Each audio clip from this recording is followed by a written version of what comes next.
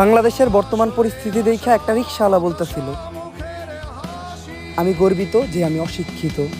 কত আদরে ভালোবেসেছি তোমার ওই মিষ্টি হাসি, তোমাকেই আজ বেঁধে নি।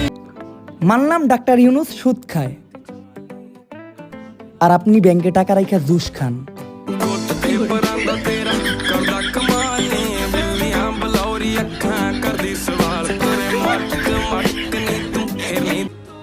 কষ্ট ছাড়া মৃত্যুবরণ করার একটা সহজ উপায় বলি,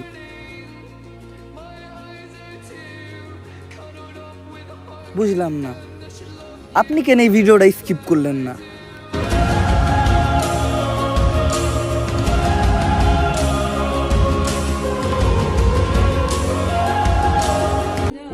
যদি আমার কাছে অপশন থাকতো যে আমি কি হয়ে জন্ম নিতে চাই, তাহলে আমি হতাম মেট্রো রেল, নয়তোবা বিটিভি ভবন, আর নয়তোবা ইন্টারনেটের সেই জাদুর বক্স যেটা আমাদের দেশের মানুষের প্রাণ ভোমরা, নয়তোবা হতাম রাস্তার পাশের ভেঙে যাওয়া রেলিং, আর নয়তোবা হতাম পুড়ে যাওয়া বাস।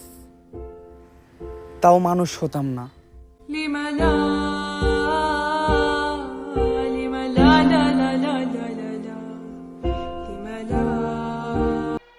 আমাকে শুধু তারাই বেদব বলে, আমার কথা যাদের একদম জায়গা মতো লাগে।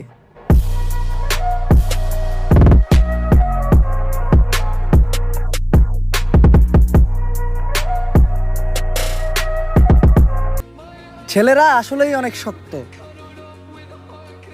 যতক্ষণ পর্যন্ত সে তার মাকে কান্না করতে না দেখে।